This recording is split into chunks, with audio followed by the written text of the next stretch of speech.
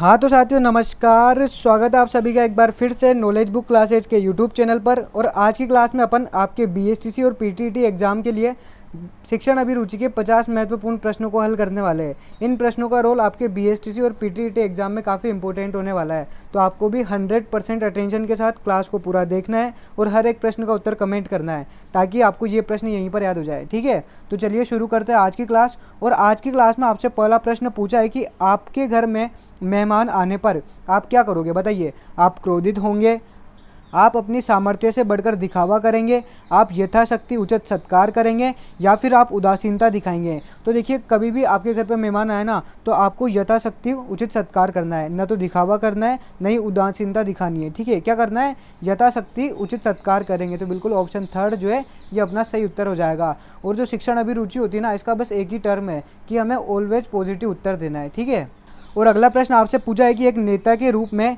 शिक्षक का कक्षा में व्यवहार होना चाहिए, बताइए कैसा व्यवहार होना चाहिए। नकारात्मक, कठोरतापूर्ण, नीरसतापूर्ण, या फिर उत्साहपूर्ण। तो देखिए, एक नेता के रूप में शिक्षक का व्यवहार हमेशा उत्साहपूर्ण होना चाहिए। कैसा होना चाहिए, उत्साहपूर्ण।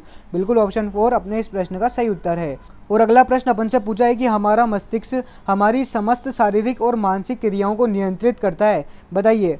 हाँ, कभी कभी, कभी नहीं, या फिर संभवतः। तो देखिए, हमारा मस्तिष्क ना हमारी सभी शारीरिक और मानसिक क्रियाओं को हमेशा नियंत्रित करता है। तो ये कथन बिल्कुल सही है। ठीक है, तो हाँ, ऑप्शन फर्स्ट जो है ये अपना सही उत्तर हो जाएगा। अगला प्रश्न अपन से पूछ रहा है कि किसी सामूहिक लक्ष्य की प्राप्ति के लिए नेतृत्व का होना आवश्यक है, बताइए ये कथन कैसा है। पर्याय होना चाहिए, हाँ, कदापि नहीं, या फिर कह नहीं सकते। तो देखिए, किसी भी सामूहिक लक्ष्य की प्राप्ति करनी है ना, तो उसमें नेतृत्व का होना आवश्यक होता है। तो बिल्कुल ये सत्य कथन है, बिल्कुल हाँ इसका सही उत्तर हो जाएगा। ठीक है, तो ऑप्शन सेकंड अपना सही उत्तर है। अगला प्रश्न अपन से पूछ रहा है कि नेता अपने समुदाय का होता है, यानी कि नेता अपने समुदाय का क्या होता है, बताओ। स्वामी होता है, शोषक होता है, प्रतिनिधि होता है, या फिर उपयुक्त में से कोई नहीं। तो देखो, जो नेता है ना, ये अपने समुदाय का प्रतिनिधि होता है। क्या होता है, प्रतिनिधि। बिल्कुल एक समूह का नेता अपने पूरे समूह का प्रतिनिधित्व करता है। ठीक है, तो अपने इस प्रश्न का सही उत्तर ऑप्शन थर्ड हो जाएगा। अगला प्रश्न अपन से पूछ रहा है कि अच्छे नेता का महत्वपूर्ण कार्य है, यानी कि जो एक अच्छा नेता होता है ना, उसका महत्वपूर्ण कार्य कौन सा है, बताओ।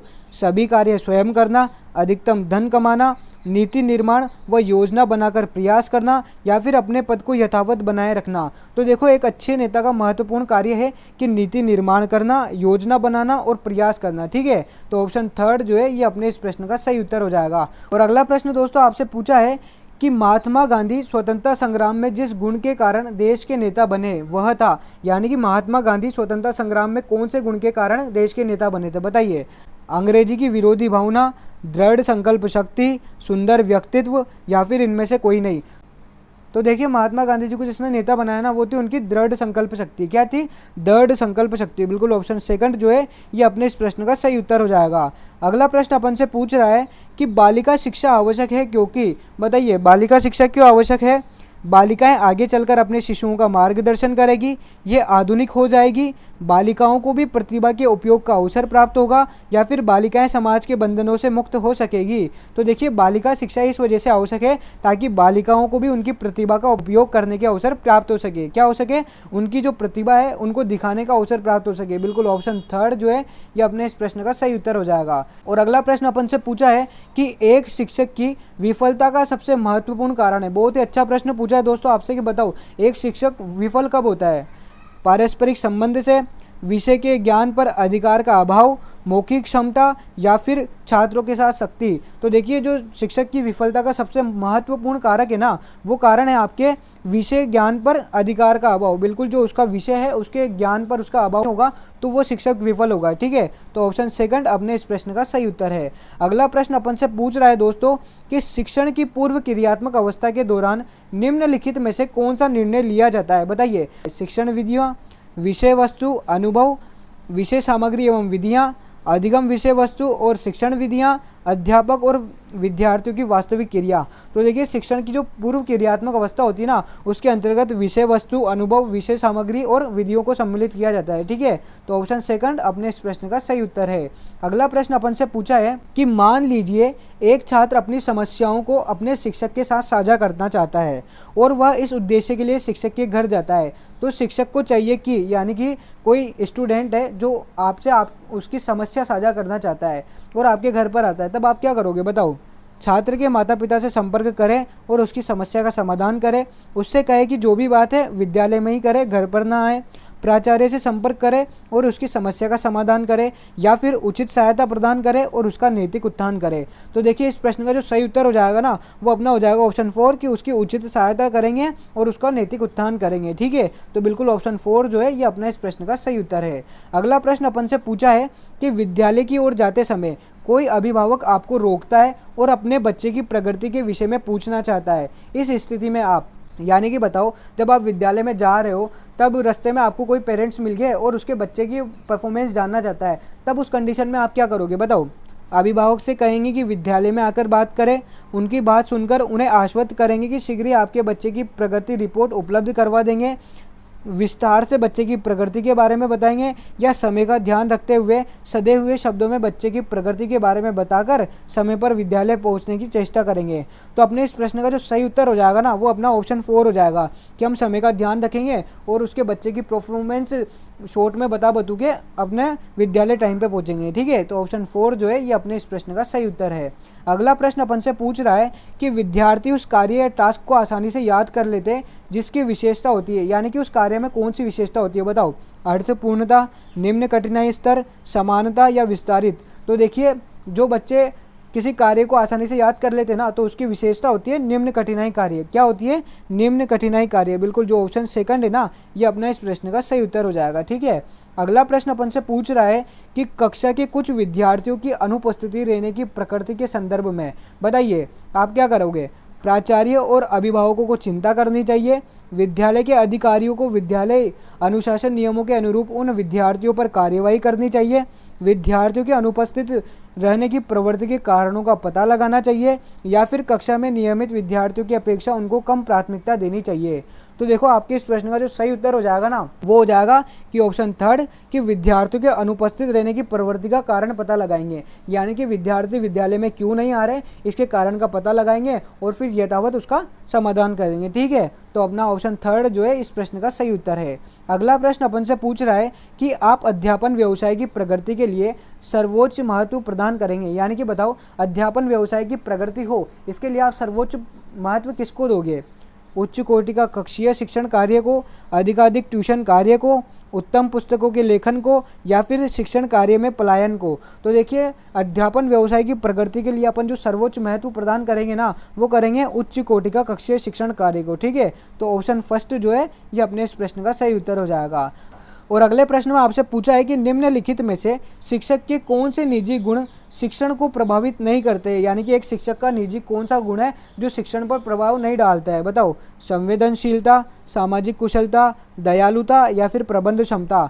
तो देखिए शिक्षक का जो निजी गुण है ना जिसका शिक्षण पर प्रभाव नहीं पड़ता वो है दयालुता। क्या है? दयालुता। बिल्कुल ऑप्शन 3 आपके इस प्रश्न का सही उत्तर है। अगला प्रश्न अपन से पूछा है कि कक्षा में उचित संप्रेषण हेतु आवश्यक है कि आपका व्यवहार पूर्णतः रूप से नाटकीय हो। बताओ ये कथन सत्य है या असत्य? सत्य है, असत्य है, संभवतः या फिर कह नहीं सकते। तो देखिए उचित संप्रेषण के लिए व्यवहार पूर्णतः नाटकीय पूर्ण, हाँ ये बिल्कुल असत्य कथन है। कैसा कथन है? असत्य।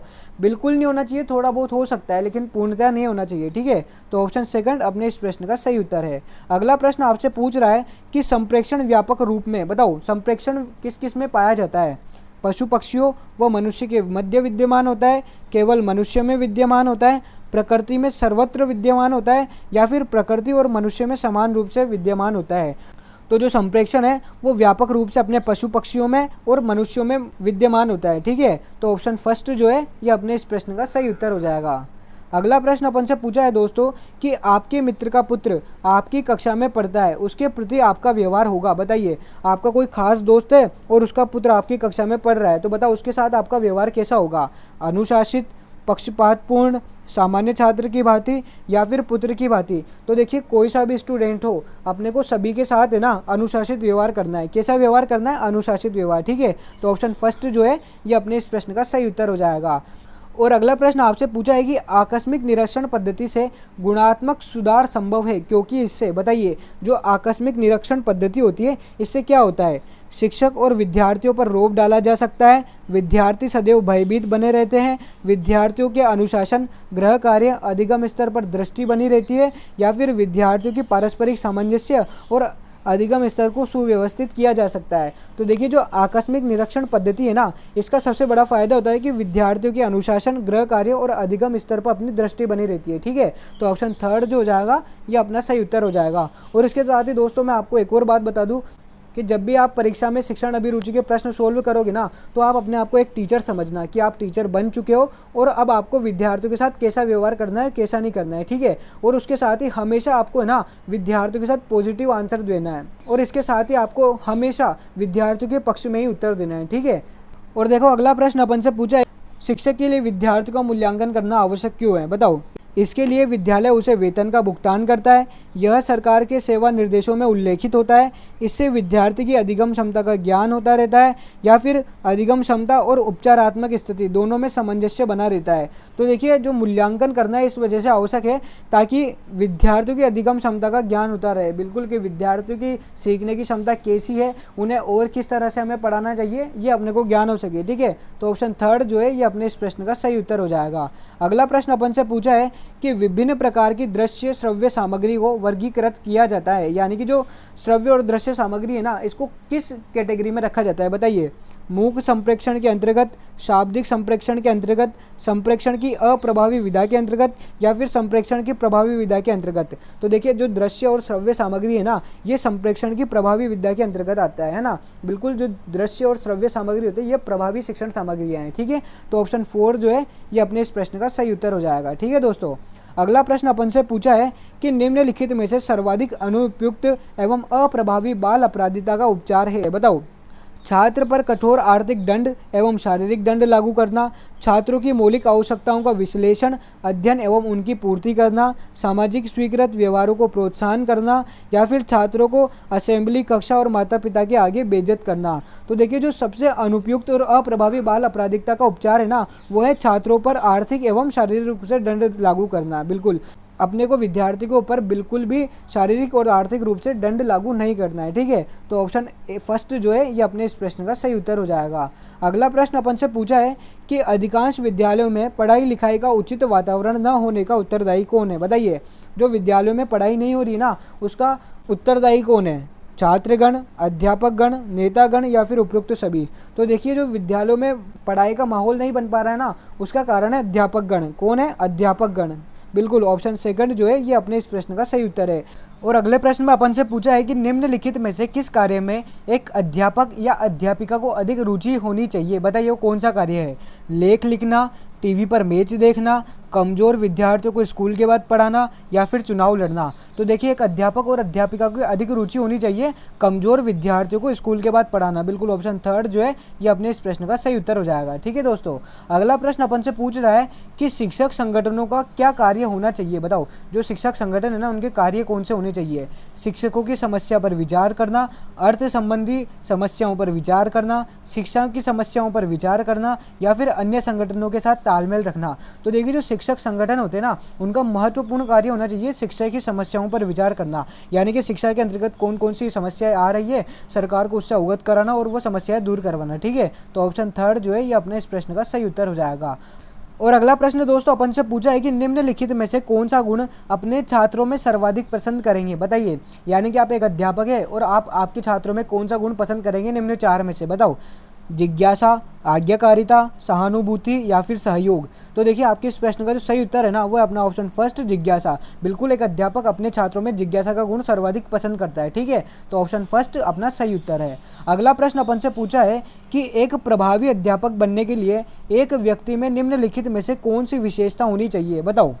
शैक्षिक योग्यता एवं दृढ़ अनुशासन, शिक्षण अभिक्षमता और संप्रेक्षण कौशल, मानवीय मूल्य और संतुलित व्यक्तित्व, या फिर समर्पण एवं अच्छा व्यक्तित्व। तो देखिए एक प्रभावी अध्यापक बनने के लिए एक व्यक्ति के अंतर्गत शिक्षण अभिक्षमता और संप्रेक्षण कौशल ये विशेषता होनी चाहिए। ठीक है, 2 विशेषता तो होनी ही चाहिए। तो ऑप्शन सेकंड जो है ये अपने इस प्रश्न का सही उत्तर हो जाएगा। ठीक है दोस्तों, अगला प्रश्न अपन से पूछा है कि प्राथमिक स्तर पर शिक्षण अधिगम प्रक्रिया में किस प्रकार का मूल्यांकन सम्मिलित किया जाना चाहिए, बताओ।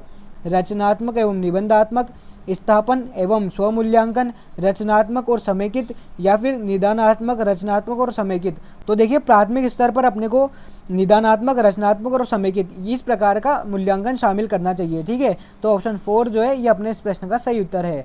अगला प्रश्न दोस्तों अपन से पूछा है कि प्राथमिक स्तर की कक्षा में प्रभावी संप्रेषण संभव है, अध्यापक संप्रेषण करे, यानी कि प्राथमिक स्तर की कक्षाओं में एक अध्यापक को किस प्रकार का संप्रेषण करना चाहिए बताओ।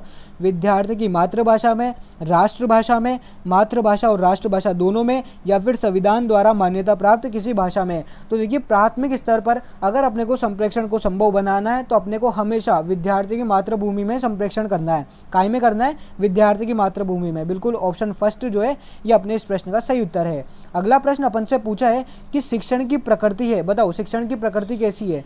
विज्ञान है, कला और कौशल है, कला और विज्ञान है, या फिर विद्यार्थी की पृष्ठभूमि पर निर्भर करती है। तो जो शिक्षण की प्रकृति है ना ये कला और कौशल है। क्या है? कला और कौशल। बिल्कुल ऑप्शन सेकंड आपके इस प्रश्न का सही उत्तर है। अगला प्रश्न आपसे पूछा है कि बालक के अधिगम के लिए निम्नलिखित में से कौन सी क्रिया सर्वाधिक योगदान देती है? यहाँ पर कौन सी कर लेना आपसे पूछा है कि बालक के अधिगम के लिए सर्वाधिक योगदान देने वाली क्रिया कौन सी है बताओ।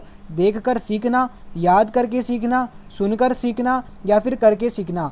तो देखिए जो बालक के अधिगम में सर्वाधिक योगदान देती है ना वो देती है करके सीखना की क्रिया। काहे की क्रिया? करके सीखना। बिल्कुल ऑप्शन 4 जो है ये अपने इस प्रश्न का सही उत्तर है। अगला प्रश्न अपन से पूछा है कि एक बालक का अधिगम निम्नलिखित अधिगम यानी कि सेटअप में से सर्वाधिक प्रभावित होता है, यानी कि कौन से सेटअप से सर्वाधिक प्रभावित होता है बताइए। शोर रहित अलग कक्ष से, विद्यालय में, भाई बहनों के साथ, या फिर उनके अपने सामाजिक और सांस्कृतिक वातावरण में। तो देखिए एक बालक का अधिगम है ना निम्नलिखित में से सर्वाधिक प्रभावित होता है ना तो वो विद्यालय में प्रभावित होता है। कहाँ पर होता है? विद्यालय में। बिल्कुल ऑप्शन सेकंड अपने इस प्रश्न का सही उत्तर है। अगला प्रश्न अपन से पूछा है कि सभी स्तरों के लिए एक अध्यापक की एक महत्वपूर्ण, यहाँ पर महत्वपूर्ण कर लेना, महत्वपूर्ण योग्यता कौन सी होनी चाहिए बताइए। सामाजिक संवेदनशीलता, विषय ज्ञान, प्रभावी नेतृत्व, या फिर विधियों का ज्ञान। तो देखिए सभी स्तर के अध्यापक के लिए ना सबसे महत्वपूर्ण योग्यता होती है विषय ज्ञान। एक अध्यापक को अपने विषय का पूर्ण ज्ञान होना चाहिए। ठीक है, तो ऑप्शन सेकंड अपने इस प्रश्न का सही उत्तर हो जाएगा। ठीक है दोस्तों, अगला प्रश्न अपन से पूछ रहा है कि अध्यापक को कक्ष में किस प्रकार के प्रश्न पूछने चाहिए बताओ। ऐसे प्रश्न जिनके उत्तर विद्यार्थी आसानी से दे सके, ऐसे प्रश्न जिनके उत्तर विद्यार्थी आसानी से नहीं दे सके, या फिर ऐसे प्रश्न जिनसे प्राप्त उत्तरों से अध्यापक को यह निर्णय लेने की सुविधा मिल सके कि विद्यार्थियों को पाठ पूरा समझ में आया कि नहीं, या फिर ऐसे प्रश्न जिनसे यह संकेत मिल सके कि विद्यार्थी अध्यापक के शिक्षण से प्रभावित हुए या नहीं। तो देखिए एक अध्यापक को हमेशा अपनी कक्षा में ऐसे प्रश्न पूछने चाहिए जिनके प्राप्त उत्तरों के माध्यम से अध्यापक को यह निर्णय लेने में सुविधा मिल सके कि विद्यार्थी को पाठ पूरा समझ में आया या नहीं। ठीक है, तो ऑप्शन थर्ड जो है ये अपने इस प्रश्न का सही उत्तर हो जाएगा। बिल्कुल पाठ समझ में आया या नहीं इससे रिलेटेड अपने को प्रश्न पूछने चाहिए। ठीक है, और अगला प्रश्न दोस्तों अपन से पूछा है कि विद्यार्थी की उपलब्धि के मूल्यांकन का सबसे अच्छा तरीका है बताइए। मूल्यांकन का सबसे अच्छा तरीका कौन सा है?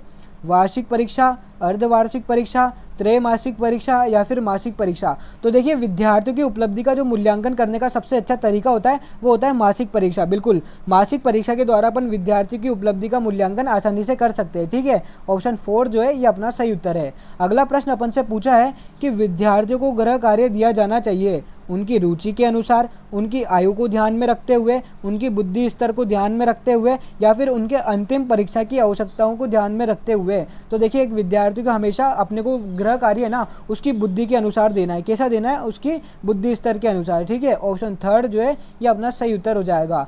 अगला प्रश्न अपन से पूछा है कि हमारे समाज में भ्रष्टाचार व्यापक रूप से फैला हुआ है, आपका इस संदर्भ में क्या विचार है बताइए।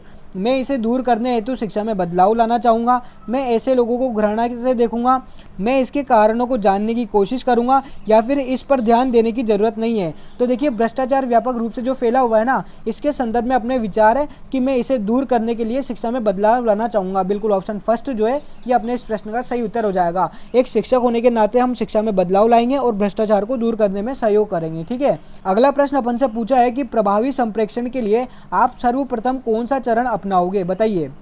संप्रेषण का माध्यम चयन करना, मूल्यांकन प्रक्रिया का निर्धारण करना, संप्रेषण के उद्देश्यों को स्पष्ट रूप से तय करना, या फिर संप्रेषण हेतु विभिन्न संचार माध्यमों की पहचान करना।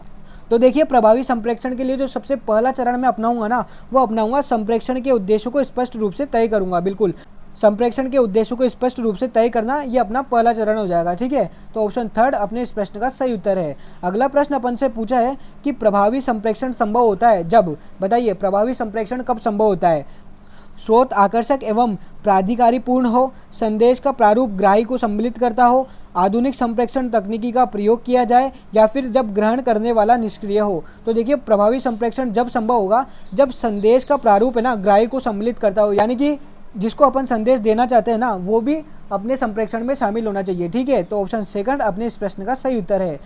अगला प्रश्न दोस्तों आपसे पूछा है कि ग्रामीण क्षेत्रों में विद्यालय छोड़ने की सर्वाधिक दर का कारण है। बताइए ग्रामीण क्षेत्रों में विद्यार्थी बीच में ही विद्यालय छोड़ देते हैं, इसका प्रमुख कारण क्या है? बताओ।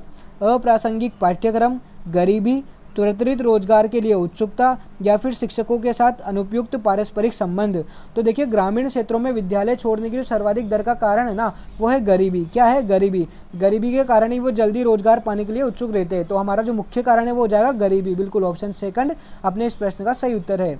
अगला प्रश्न अपन से पूछा है कि एक शिक्षक अपने छात्रों से मधुर संबंध किस प्रकार स्थापित कर सकता है? बताइए।